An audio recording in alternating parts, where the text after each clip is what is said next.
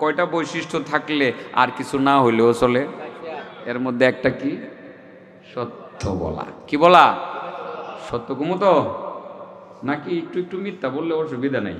মনে হয় ব্যবসার ক্ষেত্রে মনে হয় একটু একটু মিথ্যা বললে অসুবিধা নাই। আমার একজনে হুজুর মিথ্যা কথা না বললে ব্যবসা করুন যায়, এটার মধ্যে একটু একটু কোনই লাগে। এটা মিথ্যা ছাড়া ব্যবসা করা হয় না, মিথ্যা ছাড়া ব্যবসা করা হয় না। অনেকেই বলে না রে বাবা, আপনি যদি সত্যের উপরে প্রতিষ্ঠিত থাকতে চান সর্ব জায়গায় থাকতে পারবেন ইনশাআল্লাহ, আপনার কোনো অসুবিধা হবে না। সদা সত্য বলিবে, কি বলিবে? মিথ্যা কখনো বলিবে না। 2 নাম্বার হিফজুল আমানা। অনেক গুরুত্বপূর্ণ কথা। আমি তো ওয়াজ করতারি না, কিন্তু কথাগুলো যে গুরুত্বপূর্ণ এটি আমি নিজে বুঝি, আপনাদেরকে বোঝানোর চেষ্টা করি। 2 নম্বর হলো হিফজুল আমানা। আমানতের হেফাজত করা, সংরক্ষণ করা, আমানতের প্রতি যত্নবান হওয়া, যথাসময়ে আমানত পৌঁছাইয়া দেওয়া। যদি আমানতের খেয়ানত করেন, নামাজ রোজা কবুল হইব? আল্লাহ রাসূলের পরিভাষায় আপনি মুনাফিক হওয়ার দৌড়ে অনেকটুকু আগায় গেছেন, তার মানে আপনি অর্ধেক মুনাফিক হয়ে গেছেন। কি হয়ে গেছেন? অর্ধেক মুনাফিক হয়ে গেছেন। আমার নবী রাসূল করিম সাল্লাল্লাহু আলাইহি ওয়াসাল্লাম আমানতের প্রতি কতটা যত্নবান ছিলেন আমি আপনাদেরকে একটা মিসাল দেই। ধৈর্য ধারণ করে শুনছেন তো নাকি? আমার নবী হিজরত করে কি মক্কা ছেড়ে মদিনায় গেছিলেন না? কেমনি গেছিলেন? আরাম করবার লেগা? হ্যাঁ, কত কষ্ট নিয়ে যে গেছিল রে বাবা, কত কষ্ট নিয়ে আমার নবী নিজের বাবার দেশ ছাইরা 420 কিলোমিটার রাস্তা উনি মদিনায় গেছিলেন। আর তখন তো 420 কিলোমিটার রাস্তা 900 কিলোমিটারের সমান ছিল। এখন তো বরাবর রাস্তা। তখন পাহাড়ের সিফা সাফা এইভাবে ঘুরা ঘুরা ঘুরা ঘুরা যাইতে হয়েছে। 800-900 কিলোমিটার রাস্তা অতিক্রম করছেন আমার নবী। কত দুঃখ কষ্ট পাইয়া যখন মক্কা সাইরা উনি মদিনার উদ্দেশ্যে রওনা দিছিলেন, মক্কার কাবার দিকে তাকাইয়া আমার নবী অনেক অনেক কষ্টের একটা বাক্য উচ্চারণ করেছিলেন, ইয়া মক্কা, ইয়া মক্কা ইন্নাকি আহাব্বুল আরদি ইলাল্লাহ। ও মক্কা, তুমি আল্লাহর কাছে এই জমিনের সবচেয়ে প্রিয় বা শ্রেয়। ও মক্কা, আল্লাহর কাছে তুমি অনেক প্রিয়, অনেক দামি, অনেক মহব্বতের। ফালিদা উহিব্বুকি ইয়া মক্কা। ও মক্কা, আল্লাহর কাছে তুমি যেহেতু প্রিয় সেই জন্য আমিও তোমারে ভালোবাসি। লাউলা আন্না কওমাকি আখরাজুনি মা সাকান্তু গায়রাক। ও মক্কা, ও মক্কা, তোমার কওম এই কাফেরের গোষ্ঠী তারা যদি আমাকে নির্যাতন করে তোমার থেকে বের করে না দিত, তারা যদি আমারে নির্যাতন না করত, মক্কা থেকে বের করার ষড়যন্ত্র না করত, আমি তোমারে সারা অন্য কোথাও গিয়া বসবাস করতাম না। ও মক্কা, তোমাকে সাইরা যাইতে আমার বড় মায়া লাগতে আছে। সেই মক্কা, এত প্রিয় মক্কা, যেখানে আল্লাহর ঘর, আল্লাহর নবী, দিনের নবী কাফেরদের নির্যাতনের পরিপ্রেক্ষিতে তিনি মক্কা ছেড়ে যখন মদিনার পথে রওনা দিয়েছিলেন। কখন রওনা দিয়েছিলেন? যখন নবী ঘরের ভিতরে ছিলেন। ওই সময় কাফেররা যখন খবর পাইল নবীজি ঘরের ভিতরে আছে, ঘরের ভিতরে আছে, একটি ঘরে মুহাম্মদকে হত্যা করার পরিকল্পনা তারা করল। আমার নবী রাসূল করিম সাল্লাল্লাহু আলাইহি ওয়াসাল্লাম যেখানে ছিলেন চতুর্দিক থেকে সেই ঘরটাকে তারা বেষ্টনী দিল। আলী সেখানে ছিলেন, বেষ্টনী দিয়ে নবী করিম সাল্লাল্লাহু আলাইহি ওয়াসাল্লামকে হত্যার চেষ্টায় তারা লিপ্ত হয়ে গেল। নবী যখন বুঝতে পারল চতুর্দিক থেকে তারা বেষ্টনী দিয়েছে, এখন তারা আমাকে হত্যা করার পায়ে তারা করতে আছে, আমার নবী নিজের চাদরটা হজরতে আলীর শরীরের মধ্যে জড়াইয়া দিলেন, দিয়ে বললেন, আলী তুমি এখানে শুইয়া থাকো, যাচ্ছি। এর আগে কিছু কথাও বলছিলেন আলীকে। হজরতে আলীকে শুয়াইয়া আমার নবী বের হয়ে গেলেন, হাতের মধ্যে কিছু ধুলাবালু নিলেন, ধুলাবালু নিয়ে কোরআনের আয়াত পড়লেন, ফাগশাইনাহুম ফাহুম লা ইউবসিরুন, ফাগশাইনাহুম ফাহুম লা ইউবসিরুন। ধুলাবালিগুলো কাফেরদের চোখের সামনে ছড়িয়ে ছিটিয়ে দিলেন, তাদের চোখের ভিতরে ঢুকে সাময়িকভাবে তারা অন্ধ হয়ে গেল। আমার নবী সেখান থেকে পরবর্তীতে আবু বকরকে সঙ্গে নিয়ে তিনি মদিনার উদ্দেশ্যে রওনা দিয়ে দিলেন, মদিনায় চলে গেলেন। সেই লম্বা কাহিনী, গারে সুরের ভিতরে আমার নবী সেখানে 3 দিন অবস্থান করেছিলেন। সেখানে কি ঘটেছিল আপনাদের সকলের জানা আছে, কিন্তু আমার কথা হইল একটি প্রশ্ন। নবী জেনে শুনে হজরতে আলীকে ঘরের ভিতরে রাখা গেলেন। নবী তো এই কথা জানতেন যে আমাকে খোঁজার জন্য তারা আসছে, আমার চাদরের নিচে যাকে পাবে আমাকে মনে করে তো তারা হত্যা করবে। নবী জেনে শুনে আলীর বিষয়ে এইরকম সিদ্ধান্তটা কেন নিলেন? যে নবী কি চাইছিলেন আলীকে হত্যা করে ফেলা হোক? আলীকে রাইখা গেছিলেন কেন? এই প্রশ্নের উত্তর থেকে অনেক কিছু বোঝা যাবে।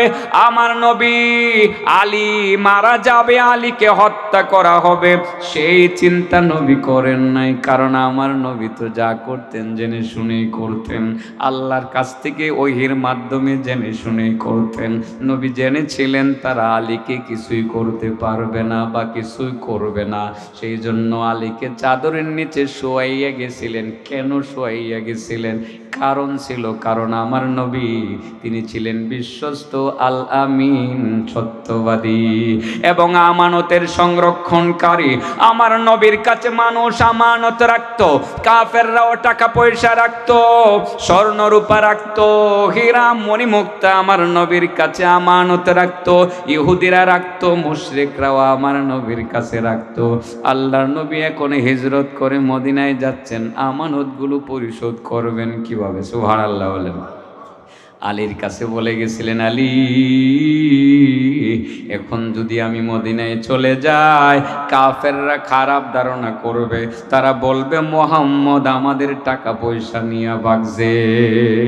ও আলী তুমি এখন আইসো না, চাদরের নিচে শুয়ে থাকো, ইনশাআল্লাহ তোমার কিছুই হবে না। আমার ঘরের অমুক জায়গায় একটা কাপড়ের ভিতরে এত টাকা আছে, অমুক জায়গায় স্বর্ণ মুদ্রা আছে, অমুক জায়গায় রৌপ্য মুদ্রা আছে, ওইটা হলো অমুকের, ওইটা হলো অমুক কাফেরের, ওইটা হলো অমুক বিধবা মহিলার, ওইটা হলো অমুক ইহুদির ছেলের, ওইটা হলো ইহুদির। আমি এই টাকাগুলো এই জায়গার মধ্যে আমানতগুলো সংরক্ষণ করে রেখে দিয়েছি।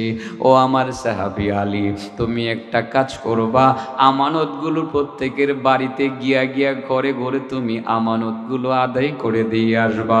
যখন আমানতগুলো আদায় করা শেষ হবে, তখন তুমি মদিনার পথে রওনা দিবা।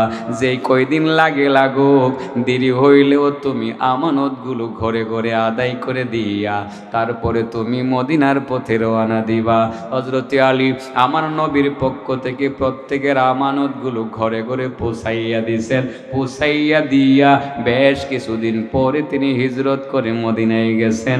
আমার নবী আর সাহাবারা হযরত আলীকে অভ্যর্থনা জানাইয়া কবুল করে নিছে। আমানতের গুরুত্ব বুঝছেননি? হ্যাঁ, আমরা তো সেই নবীরই উম্মত। আর আমাদের কাছে টাকা পয়সা, কেউ আমানত যদি 10 লাখ টাকা রাখতারে, কয় লাখ, গরিব মানুষ, স্বামীরা মারা গেছে, পরে মুরব্বী মনে করিয়া যে গ্রামের ব্যবসায়ী একজন মুরব্বী ধনী মানুষ, টাকাটা ওনার কাছে দেয়া লাগলে আর কোনো অসুবিধা নাই, দেয়া রাখছে। আর কইছে যে মুরব্বী আমার ছেলে মেয়ে লেখাপড়া করে, তো মাঝে মধ্যে কিছু আপনার কাছ থেকে খুঁজে নিউ মনে মুরব্বীরে ব্যাংক মনে করে দিছে আর কি। তো এই মহিলা 2 বছরে ছেলে মেয়েদের লেখাপড়ার জন্য 10 লাখ থেকে 3.5 লাখ টাকা লইয়েছে, আরও 6.5 লাখ টাকা রয়েছে না। এবার ছেলেটা বড় হয়ে গেছে গা, চিন্তা করছে ছেলেটারে সৌদি আরব পাঠাইয়া দিব। 6 লাখ টাকা খরচ করে 5 লাখ টাকা খরচ করে পাঠাইলে ছেলেটা যদি গিয়া কিছু কামাই রুজি করে পাঠায়, সংসারটা সহজেই চলবে এটা মনে করে এবার গেছে মুরব্বীর কাছে, চাচা আমার ছেলেটা সৌদি আরব যাইতো, আরও তো 6.5 লাখ টাকা আছে, টেহাটি একটু দয়া করে দিয়ে এলাম। চাচায় কয় 2 দিন পরে আস, 3 দিন পরে আস। আসলে ঘটনা কি, চাচা না নগদ টাকা ভাইয়া এই এবার বাংলা বাজারের মধ্যে একটা বিট কিনা লাইছে। বুঝছেন না কথাটা? টেহা দিব কর্তিকা। কয়দিন পরে গেছে দিছে আরো 50,000, রয়েছে কত 6 লাখ। এরপরে গেছে দিছে আরো 20,000, রয়েছে কত 5,80,000। গেলে গেলে বাইঙ্গে বাইঙ্গে দে। এরপরে আরো 80,000 দিছে, দিয়ে টিয়া সাইরে এরপরে গেছে যে আগামী 1 সপ্তাহ পরে ফ্লাইট বা হিটেয়াটা দিন। ওই তোমার টিয়া দিলাইছি না, বাইঙ্গে বাইঙ্গে সব তুমি নিচো না। এখন কি মাথার মধ্যে আসন ভাঙ্গে পড়ছে মহিলা, বলে ছেলে বিদেশ পাঠাইব কিভাবে? 5 লাখ টাকা ভাঙ্গা ভাঙ্গা নিছে, 5 লাখ টাকা রয়েছে, চোখ ফুচ্ছে অস্বীকার করে লাইছে এই ব্যবসায়ী মুরব্বী মানুষটা। তুমি ভাঙ্গা ভাঙ্গা নিছো না, তোমার ছেলে রেলে হাবরা করাইছো, মেয়ে রেলে হাবরা করাইছো, তোমার খবর আছে নিছো কাজে? একটা মিথ্যা কথা বললা আমানতগুলো আত্মসাৎ করে ফেললেন। বাবা বেহেশতে যাইবেন? হ্যাঁ যাইবেন। 20,000 মসজিদ বানাইতে পারবেন, 20 লক্ষ মাদ্রাসা বানাইতে পারবেন, আর রাস্তাঘাট কালভার্ট কইরা একেবারে সারা দেশে সুন্দর ফুলের মতো সাজায় ফেলতে পারবেন, আর মানুষের গরু মহিষ খাওয়াইয়া বড় দানবীর হিসাবে খাতায় নাম লেখাইতে পারবেন। মগার জান্নাতে যাইতে পারতেন না।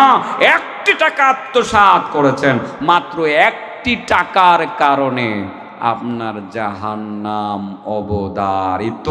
কারণ এটা আল্লাহর হক না, এটা বিধবা নারীর হক, বান্দার হক।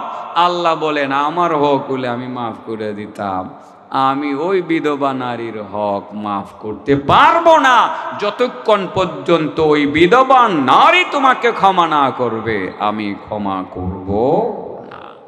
মানুষের হক আদায় করণ লাগবো নিও, আমানতের খেয়ানত করণ লাগবো না, খেয়ানত ছাড়ন লাগবো, আমানত হেফাজত করণ লাগবো, সংরক্ষণ করণ লাগবো। আমার নবী যেরকম খুপে খুপে রাইক্কা সংরক্ষণ কইরা আলীর মাধ্যমে সব পরিশোধ করে দিয়েছিলেন। মোটামুটি কি ওয়াজটা বুঝাইতেছে না? ওয়াজ হইতাছে না, এইগুলো আসলে ওয়াজ না, এগুলো কথা আর কি। আর এর চেয়ে ভালো ওয়াজ তো আমি জানিও না আসলে। হ্যাঁ দামি কথাগুলো আসলেই দামি, আসলেই দামি। বাবা আমানতের খেয়ানত করবেন না, একটা টাকা আত্মসাৎ করবেন, 1টা টাকা, জান্নাতে যাইতে পারতেন না। আমি হাদিসটা বহুবার বলছি, আজকে কি আবার বলবো। 4 নম্বরটা খুব বেশি দরকার আছিল আর কি, যাইতাম 4 নম্বরে নাকি না, এটার মধ্যে আরেকটা হাদিস কইলে তাও দেখালো। আরো 6 মিনিট পর্যন্ত কোন যাইব, এরপরে আর বাকি 2-4-5 মিনিট করে দোয়া করে দিই মনে। মাহফিলটা সুন্দর হয়েছে, ও বৃষ্টির দিনে মাহফিল সুন্দর হয়েছে আলহামদুলিল্লাহ। আপনারা কি কোন ভালো হয়েছে না? হ্যাঁ আলহামদুলিল্লাহ। এই যে আমি দেখছি তো, এই যে আইসা দেখছি এগুলো অবস্থা যে কি দেখাই মনে হয়েছে যে এই মাঠটারে কিভাবে যে সাজাইছে। আমারে আশিক বলতেছে হুজুর অবস্থা কাহিল করতে করতে আলহামদুলিল্লাহ। একটা হাদিস বলি। হ্যাঁ আচ্ছা, কয়টা বৈশিষ্ট্য থাকলে আপনার আর কিছু না হইলেও চলে? 1 নম্বরে সত্য কথা, 2 নম্বরে আমানতের হেফাজত, 3 নম্বরটা আপনাদের ভিতরে আছে আলহামদুলিল্লাহ। 4 নম্বরে গিয়ে একটু উল্টা পাল্টা হয়ে যাবো, এন গিয়ে ফ্যাস লাগিয়ে দেবো বললা জানমানি। আর কই সেচালাম আজকে কোন কি আমি কই লাগে তো আইসি হই, আর কোনো মাহফিল লেভেল কোনো আছে আজকা? এটা তো এই চিন্তা করে দিয়েছি ওই যে হেন আয়া মন মতো কম, ঠিক আছে না, মন মতো কম। রাসূল করিম সাল্লাল্লাহু আলাইহি সাল্লাম এর সাহাবি মোহাম্মদ ইবনে আবদুল্লাহ ইবনে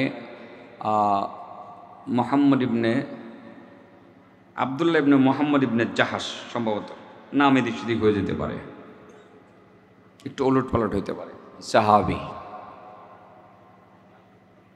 তিনি বলেন কুন্না বিফিনাইল মসজিদ হাইসু তুদাউল জানাজা, যেখানে জানাজার লাশ রাখা হয় সেখানে আমরা একদিন ছিলাম।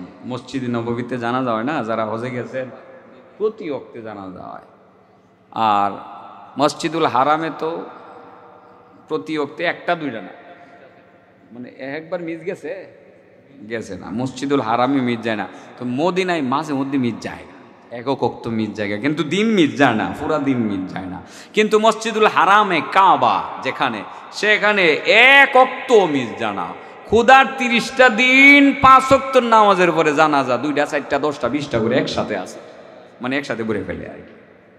তো মসজিদে নববীতে যেখানে লাশ রাখা হয়, জানাজার লাশ, মোহাম্মদ ইবনে আবদুল্লাহ ইবনে জাহাশ তিনি বলেন সেখানে আমরা ছিলাম, আল্লাহ রাসূল সাল্লাল্লাহু আলাইহি সাল্লাম সেখানে ছিলেন। জানাজার মাঠে নবী তো জানাজা পড়াবেন সাল্লাল্লাহু আলাইহি ওয়াসাল্লাম। তো হঠাৎ করে জানাজা রেডি, আল্লাহ রাসূল সাল্লাল্লাহু আলাইহি সাল্লামকে দেখলাম আসমানের দিকে মাথা উঠাইছে।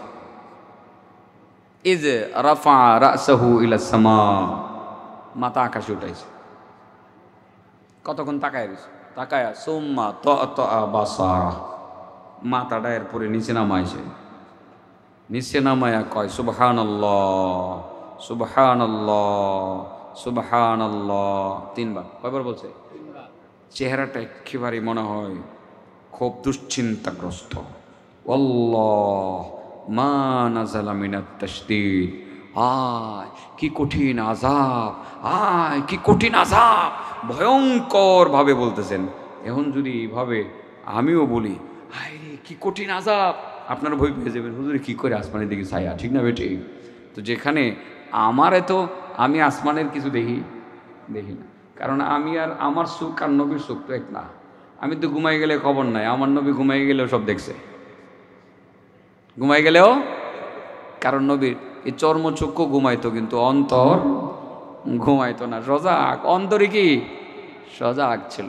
আমার নবী এভাবে যখন আসমানের দিকে তাকাইয়া মাথাটা একটু নিচু করে এরপরে যখন বললেন সুবহানাল্লাহ সুবহানাল্লাহ বললেন হায় কি কঠিন আযাব, কি কঠিন আযাব নাজিল হইতেছে। মোহাম্মদ ইবনে আবদুল্লাহ ইবনে জাহাজ বলেন ভয় পেয়ে গেছে।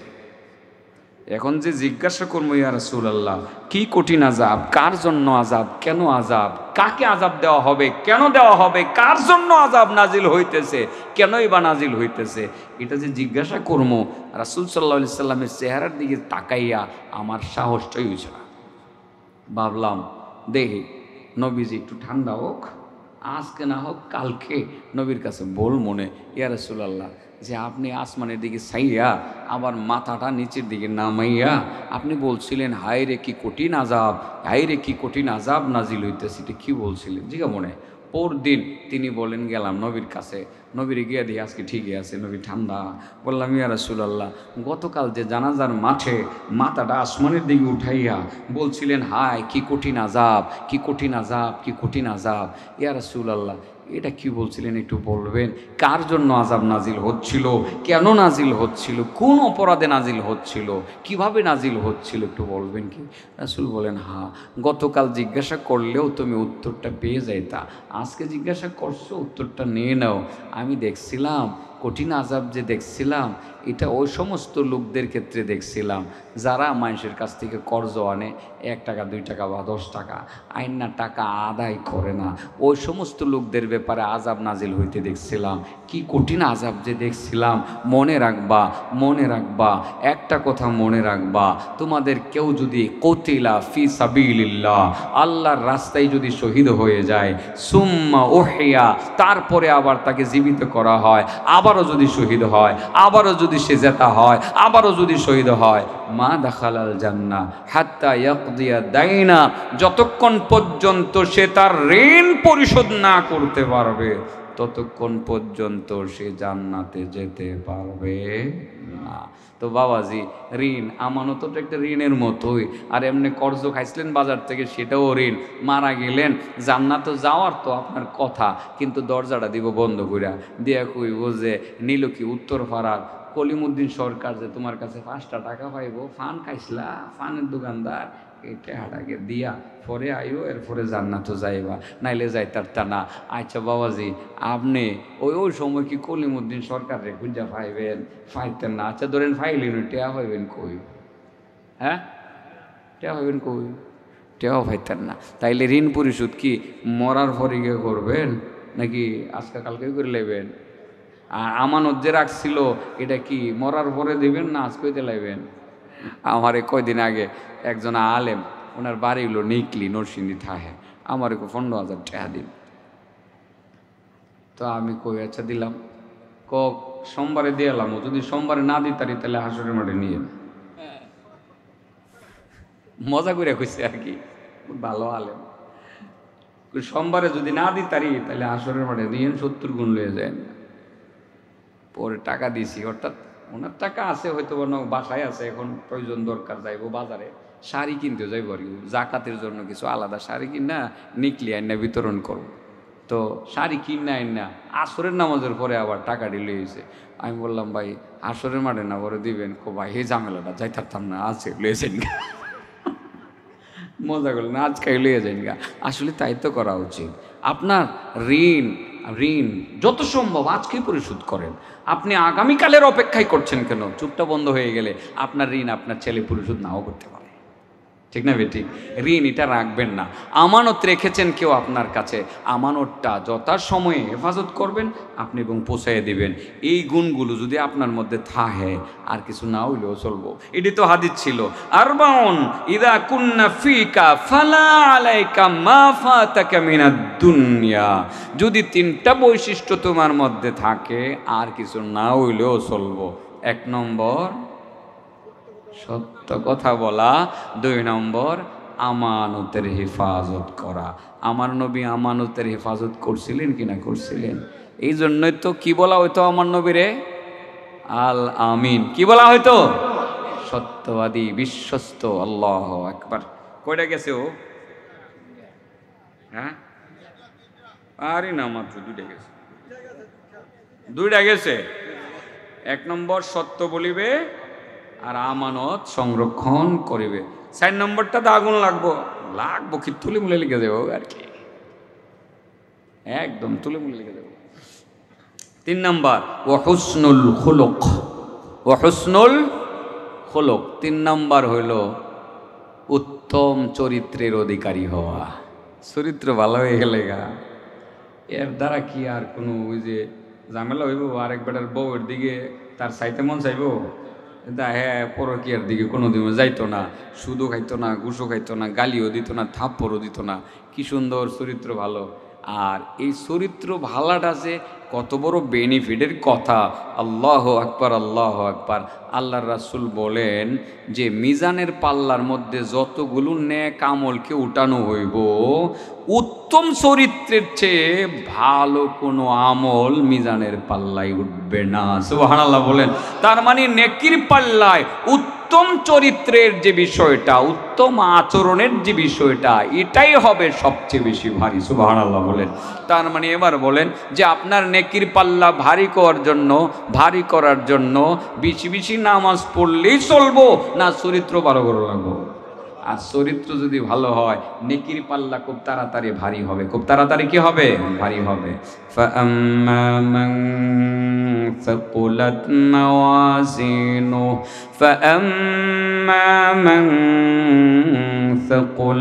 مَوَازِينُهُ فَهُوَ فِي عِيشَةٍ رَاضِيَةٍ وَأَمَّا مَنْ خَفَّتْ موازينه فأمه هاوية وما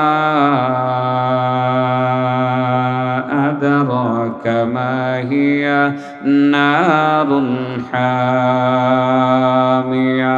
আল্লাহ বলেন নেকির পাল্লা যার ভারী হবে সে বড় আরামে স্বাচ্ছন্দ্যে জান্নাতে বসবাস করিবে। নেকির পাল্লা যার হালকা হবে তার ঠিকানা হাবিয়াতে হবে। ও নবী, হাবিয়া কি? হাবিয়া হলো এমন আগুন যে আগুন শুধুমাত্র শরীরকেই জ্বালাবে না, বরং অন্তরকে পর্যন্ত জ্বালিয়ে পুড়িয়ে ছারখার করে দিবে। নেকির পাল্লা ভারী করার জন্য সবচেয়ে দামি যে আমল সেটার নাম হলো চরিত্র ভালো করা, আচরণ ভালো করা, মানুষের সাথে দুর্ব্যবহার না করা, গালি না দেওয়া, চর থাপ্পড় না দেওয়া, উত্তম আচরণ করা, হাসি দিয়ে কথা বলা, অহংকার প্রদর্শন না করা, এগুলো চরিত্রের বৈশিষ্ট্য, উত্তম চরিত্রের বৈশিষ্ট্য। আর আমরা যদি মোটামুটি 2-4-10 লাখ টাকার মালিক হয়ে যেতে পারি, রাস্তাঘাটে যে চলিও ভাব সবই ভিন্ন রকম, ঠিক না ঠিক? আর এই মানুষই মনে করে না, সালাম তো দেওই না। যদি নীলমিয়া চাচা একটা সালাম দিয়ে লাইতারে উত্তরে দিন, মূর্খ মানুষ সালামের কি জবাব দিতাম? কথা বুঝছেন না? বুড়ে গেছে এবার সালামের কিছু জবাব দেবেন, কথার কথা বললাম আর কি। এরকম কিছু লোক আমাদের সমাজে আছে, কিছু টাকা পয়সার মালিক হয়ে গেছে, তার আচরণ যে কেমন মানুষ আর মানুষই মনে করে না। গ্রামের মানুষ সে তো গাড়ি গ্রাম খেত, হেও যে ক্ষেতের ঘরের ক্ষেত এটা হের মন নাই, এটা বুঝলে জায়গা হ্যাঁ, কিন্তু ক্ষেতের ঘরের ক্ষেত, আর বাপ ক্ষেত আছেন আর দাঁতও ক্ষেত আছেন, হেও ক্ষেত হই, কিন্তু টাকা হয়ে গেছে গা, এখন আর মানুষই মনে করে না। এরকম কিছু অহংকারী মানুষ আছে না, এরকম করা যাবে না। আপনি 1000 কোটি টাকার মালিক হন, আচরণটা হবে সুন্দর, ছোট বড় যাকেই দেখবেন সালাম দিতে হবে। দিব তো ইনশাল্লাহ? সালাম দিব, হাসি মুখে কথা বলবো, মানুষকে বরণ করে নিব, মানুষকে মানুষ মনে করব, যার যার জায়গাতে তাকে ইজ্জত করব, সম্মান করব। রিক্সাওয়ালা হতে পারে সে মানুষ, তার জায়গাতে তার সম্মান আছে, তাকেও সম্মান প্রদর্শন করব। খেটে খাওয়া দিন মজুরকেও সম্মান প্রদর্শন করব, বাবাকে ইজ্জত করব, মাকে ইজ্জত করব, আপন সন্তানকে তার জায়গাতে কদর করব, তাকে অপমান করব না। এটার নাম ইসলাম, আর এটার নাম হলো উত্তম আচরণ, যেটা আমার নবী করেছেন। মেয়েদেরকে কত ভালোবেসেছেন, নাতিগুলোকে কত ভালোবেসেছেন, মানুষকে কত ভালোবেসেছেন, মহিলাদেরকে ইজ্জত করেছেন, বৃদ্ধা নারী কাছে এসেছেন, রুমালটা বিছিয়ে দিয়েছেন, মা আপনি এই জায়গাতে বসুন, সুবহানাল্লাহ বলেন। মহিলাদেরকে কত ইজ্জত আমার নবী করেছেন। এগুলো উত্তম চরিত্রের বৈশিষ্ট্য, আর এটার ওজন হবে মিজানের পাল্লায়, নেকির পাল্লায় সবচেয়ে বেশি ভারী। কটা গেছে ও? হ্যাঁ, 3টা গেছে। 60 নম্বরটা কি করতাম না, আগামী বছর লেগে রাখি দিতাম। আল্লাহ যদি আবার না বাসায় তো করতাম না, কইলে না ইনশাল্লাহ। আচ্ছা, আগে ভাগে একটা কথা কই লই না, পরে কই, এটা কই লই, কারণ এটা হলো আমার সাবজেক্ট। আমি তো একটা বিষয়ে গুরুত্ব দিয়া বোঝানোর চেষ্টা করি, আর যে বিষয়টারই টার্গেটে নেই এটা সবার পরে কই, কথা বুঝছেন না?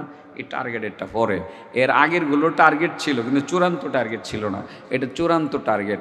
এটার কারণে আমাদের নামাজ রোজা কবুল হইতেছে না, ইবাদত কবুল হইতেছে না। কইছিলাম না মনের কথা, প্রশ্নের উত্তর, নামাজও কবুল হয় না, রোজাও কবুল হয় না, ইবাদতও কবুল হয় না। ইফাতু মুতআম, এটা থাকলে আর কোনো সমস্যা নাই।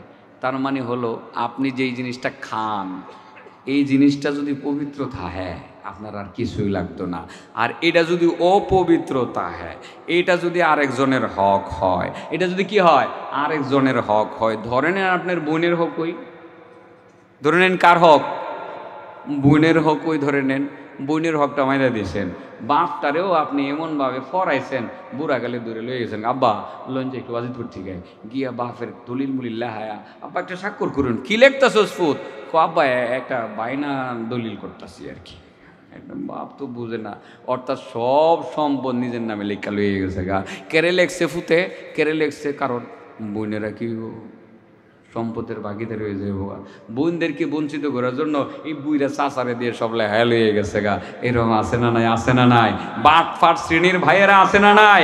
ও বাটপার ভাই, তুমি 1000 কোটি টাকার মালিক হইয়া অনেক কিছু করলা, তোমার বোনের সম্পদ থেকে বঞ্চিত করার জন্য বাবার কাছ থেকে বাবাকে অজ্ঞান বানাইয়া তুমি লিখে নিয়ে নিলা সম্পদগুলো, তুমি অনেক অজস্র টাকা পয়সার মালিক, দান খায়রাত প্রতি বৎসর 1000 কোটি টাকা তুমি করে থাকতে পারো, কিন্তু বোনের হক তুমি আত্মসাৎ করে এখন যে সম্পদ ভোগ করছো, তুমি মূলত পবিত্র খাবার খাচ্ছ না, নাপাক খাবার খাচ্ছ।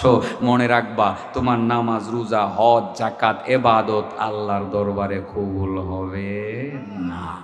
আসিরম কিছু কোলে কৌশল, আর কত কত বুড়া ডিও আছে ফুতের কথা ফুইরা ফুতাদের লিখা থয়ে জায়গা, আমি আল্লাহর কাছে জবাব দিবেন কি? মিয়া আপনার এই ফুত আপনার ঘরে হয়েছেন, জিকে আপনার ঘরে হয়েছে না, তারে আল্লাহ যতটুকু হক দিছে অর্ধেক দিছে, এক ছেলের অর্ধেক, এটা তো নিব, এর বেশি তো আর নিত না। তাহলে কেরে একেবারে আগে লিখা দিয়ে যেমন লাগবো থাকে। আরেকটা হলো খুব বেশি প্রয়োজন, যে ছেলেটার খুব বেশি প্রয়োজন, মেয়েরাও বুঝতেছে যে আমার ভাইটার খুব প্রয়োজন, সেই ক্ষেত্রে প্রয়োজন মেটানোর জন্য যদি বাবা কোনো সন্তানকে একটু বেশি দিয়ে যায়, ছেলেটা দেখা যায় একেবারে নিষ্কামলা, সে ছেলেটা কাম করতে পারে না, মানে হাত পাও নাই, তার কথার কথা আছে না এরকম, পঙ্গু হয়ে গেছে, এখন তার একটু লিখকে আলাদাভাবে দিয়ে গেলে এই ছেলেটার একটু বেশ এমন একটু সম্পদ দিয়ে যায় যে সম্পদটা দিয়ে গেলে তার আর বেশি খাইটটা খাওয়ানো লাগতো না, কিছু ভাড়া টাড়া পাইব, কথার কথায় দোকানটা এর নামে দিয়ে যায়, আর এইটা এই ছেলেটা যেহেতু আল্লাহ রহমতে ব্যবসা বাণিজ্য করতার হিটা দিয়ে যায়। এমন কিছু যদি ইনসাফের সহিত বাবা করে সেটা ভিন্ন কথা, কিন্তু মেয়েরে ঠকানোর জন্য ছেলের নামে আগেই লিখা দিয়ে গেলেন গা, ছেলে আপনারে পালবো, আপনারে খাওয়াইবো, মায়েরে আপনি বঞ্চিত করলেন। আল্লাহর কাছে জবাব দেওয়ার আপনার জ্বর জন্য আপনি রেডি হয়ে থাকেন, কারণ আপনার মনের খবর আল্লাহ ভালো করিয়ে জানে। তাহলে 4 নম্বরটা জানি কি, যেই খাদ্য আমরা খাই সে খাদ্যটা কি হওয়া লাগবে? হালাল এবং পবিত্র হওয়া লাগবে। তাইলে যে ওই যে বোনের হক মাইরা খাইয়া যেটা খাওয়া হয় এটা পবিত্র না অপবিত্র?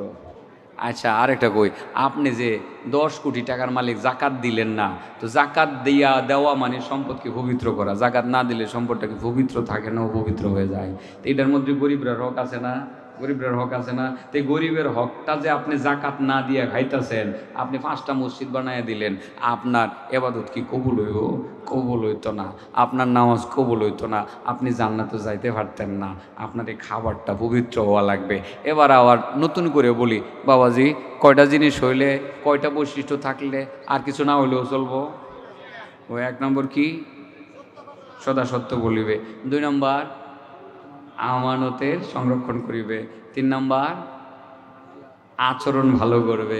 4 নম্বর হালাল খাবার খাবে। এই 4টা বৈশিষ্ট্য যদি থাকে ইমানের সহিত, ইমান তো আছে, এগুলো হলো একের কাতারে, কালিমা, নামাজ, এটা তো আছে।